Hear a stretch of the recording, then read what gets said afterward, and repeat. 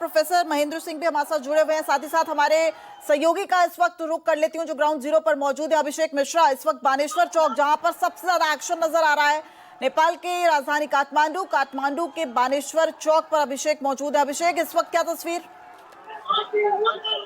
आप देख सकते हैं कि ये संघीय संसद का गेट है और गेट को जो है आग के हवाले कर दिया गया है। आगे एक बैरिकेडिंग रखी गई थी नेपाल पुलिस की, उसको तोड़कर उसको आग के हवाले कर दिया गया है और माहौल काफी तनावपूर्ण है। संघीय संसद के घेराव के बाद जो है यह माहौल बना है और उस तरफ आप देख सकते हैं इस तरीके से धीरे धीरे जो है माहौल सुनकता जा रहा है और नेपाल में यूथ की जो ये आंदोलन है वो चरम सीमा पे है। हालांकि कल जो 22 लोगों की मौत हुई है इसको लेकर सरकार अभी तक कोई बातचीत करने के लिए तैयार नहीं है और नेपाल पुलिस और इधर आप देख सकते हैं आंदोलनकारी दोनों के बीच जो है बार बार झड़प होती है। यहीं पर अभी 6 गोली हवा फायरिंग की गई थी जिसमें कुल जो है 1 लोग घायल हो चुके हैं और उनको अस्पताल में भर्ती कराया गया है। ये देखिए डाई जैसे नारे लगा करके जो है लिख करके ये लोग जो है we are ready to die for the changing, we are ready to die for changing, ऐसे जो है यहाँ पर बैनर के तले यूथ जो है अब रोड पर उतर गए हैं। आम नागरिक भी अब धीरे धीरे इस आग को सुलगने में मदद कर रहे हैं और आज जो है एक ही बात कहा जा रहा है, प्रधानमंत्री इस्तीफा दो। अभी शाम को 6 बजे ओली एक बैठक बुलाए हैं जिसमें कहीं न कहीं कांग्रेस अपनी समर्थन वापस ले लेगी, जिसके बाद नई सरकार बनने की तैयारी की जाएगी और फिलहाल अभी तक ओली इस बात को पुष्टि करने के लिए तैयार नहीं है कि उन्होंने अपने मंत्रियों को इस्तीफा देने को कहा। हालांकि अभी तक में संचार मंत्री, गृह मंत्री सहित शिक्षा मंत्री 3 मंत्रियों ने अभी तक इस्तीफा दे दिया है। नेपाली कांग्रेस पक्ष के जितने मंत्री जो पक्षधर थे उन्होंने इस्तीफा दे दिया है और शाम को जो है उन्होंने अपना समर्थन हटाने का भी ऐलान कर दिया है और आज शाम 6 बजे अब देखना होगा कि नेपाल की सरकार की तख्ता कब तक पलटती है। अभिषेक, लौटूंगे आपके पास, आप भी अपना बहुत ख्याल रखिए। देखिए बहुत ज्यादा उग्र होता जा रहा है प्रदर्शन और जेनजी क्रांति के प्रमुख नेता का वीडियो अब सामने आया है। सुडान गुरुंग ने एक वीडियो मैसेज जारी किया है। हालांकि अभी तक ये पता नहीं चल पा रहा था कि ये जो रेवोल्यूशन है, ये जो क्रांति है, ये जो आंदोलन है उसकी प्रमुखता कौन कर रहा है, लेकिन अब एक वीडियो जारी हुआ है पीएम केपी ओली का हर हाल में हो इस्तीफा, यानी कि अब जेनजी रेवोल्यूशन इस आंदोलन का नाम जो है वो था और कल सोशल मीडिया के बैन से ये शुरू हुआ और आज पूरी तरीके से ये मांग कि प्रधानमंत्री केपी ओली का इस्तीफा होना चाहिए। अब सुडान गुरुंग जो कि जेनजी क्रांति के प्रमुख नेता है, उन्होंने एक वीडियो मैसेज जारी किया है। क्या जारी किया आपको दिखा देते हैं। हामी नेपाल टिमलाई चाहिँ एकदमै टार्गेटमा राखिरहेको छ भनेर हाम्रो बुझ्नुमा आएको छ हैन। Anything can happen to us any time. हामी नेपालको युथ्सहरुलाई everyone is Gen Z is here हैन।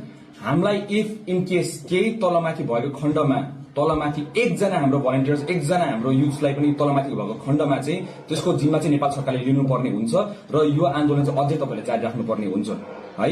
यो हजुरहरूलाई चाहिँ हाम्रो विनम्र रिक्वेस्ट, प्लिज यसमा हाम्रो डिमान्ड्सहरू जुन चाहिँ हाम्रो डिस्कर्ड ग्रुपबाट निकालेको डिमान्ड, युथ्सहरूको डिमान्ड्सहरूलाई चाहिँ हामीले अब यहाँ अफिसियल डिमान्डको आधारमा चाहिँ हामीले यहाँ राख्दैछौँ। यो प्रेस रिलिजको official demand of the youths भन्ने हुन्छ हाम्रो फर्स्ट डिमान्ड चाहिँ यो डिमान्ड्सहरू कुनै पनि नेगोसिएबल होइन, नन नेगोसिएबल डिमान्ड्सहरू हो। यसमा नेगोसिएट भन्ने कुरा हुँदैन है। हाम्रो फर्स्ट डिमान्ड चाहिँ तपाईँको गभर्मेन्टको इमिडिएट रेजिग्नेसन चाहियो हामीलाई। हाम्रो यत्रो भाइ बहिनीहरू मार्यो हिजो, त्यो तपाईँको के भन्छ 22 जना त्यो।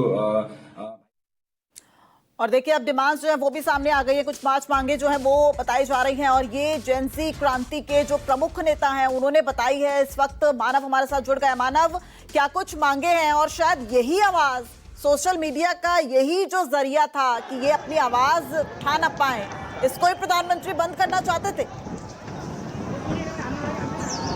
बताएंगे कि मांग क्या है और मांग के साथ साथ सुडान गुरांग ये व्यक्ति कौन है। बड़ी चर्चित कहानी है सुडान गुरांग की। सुडान गुरांग जब नेपाल में भूकंप आया था, त्रासदी हुई थी, तो सुडान गुरांग का एक छोटा सा बेटा था, 36 साल इनकी उम्र है। अपने बेटे को इन्होंने गंवाया उस भूकंप की त्रासदी में और किस तरीके से जब सरकार से मदद नहीं मिली तो इन्होंने हामी नेपाल करके एक एनजीओ गठित किया और इस एनजीओ का काम यह था कि ग्रास रूट लेवल पर, जमीन पर लोगों के लिए काम किया जाए। लेकिन हुआ क्या कि नेपाल में लगातार जो सरकार है वो कुछ ही लोगों के हाथ में रही है।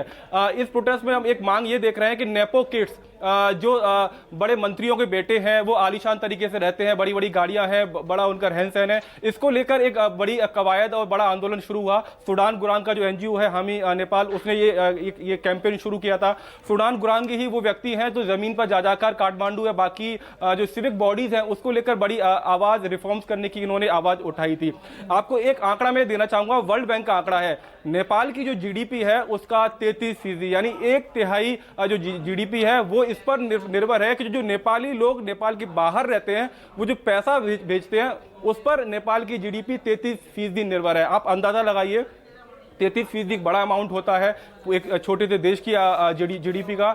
लेकिन ये वो लोग हैं जो नेपाल की राजनीति से, नेपाल के गवर्नमेंट से नाराज होकर विदेश चले गए। ये जब पैसा भेजते हैं इससे नेपाल के लोगों का घर चलता है। तो नेपाल सूडान गुरांग जैसे जो लोग हैं, जो एनजीओ चलाने वाले लोग हैं, उनकी अब मांग ये है कि जेनजीज के अधिकार क्षेत्र वाली एक सरकार बनाई जाए। वो सरकार, क्योंकि आप देखिए केपी शर्मा ओली 3 बार प्रधानमंत्री रहे, इससे पहले प्रेम माफ कीजिएगा जो प्रधानमंत्री थे 2 बार वो प्रधानमंत्री रहे। नेपाली कांग्रेस के जो पूर्व प्रधानमंत्री हैं शेर बहादुर देउवा, वो 3 बार प्रधानमंत्री रहे। यानी 2008 से लेकर 2025 तक 14 बार प्रधानमंत्री आपका बदलता है, लेकिन उसमें से 3 नाम बार बार आते हैं, उन्हीं के परिवार के लोग मंत्रालय में होते हैं। नेपाली कांग्रेस के जो अध्यक्ष हैं पूर्व प्रधानमंत्री शेर बहादुर देउवा, उनकी पत्नी है आरजू राणा, वो इसमें विदेश मंत्री नेपाल की। तो आप समझिए इस पूरे ढांचे से नेपाल की जनता है वो काफी नाराज है। नाराज इसलिए कि राजशाही जब खत्म की 2008 में, तो 2008 से लेके भाई साहब 2025 हो गया,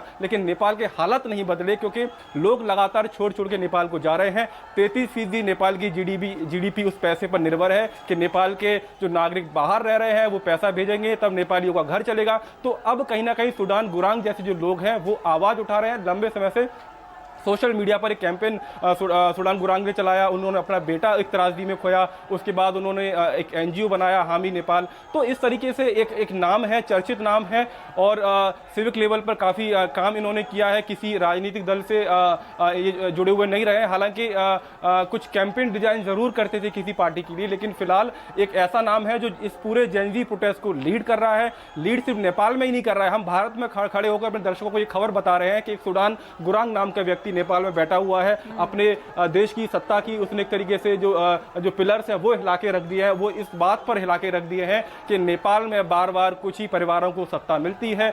2008 के बाद आपके इतने प्रधानमंत्री बदल दिए गए, लेकिन बार बार कुछ ही चेहरे प्रधानमंत्री की गद्दी पर आकर बैठते हैं। और यही नाराजगी है जो जेनजी के आंदोलन को लेकर शुरू हुई। ठीक है मानव।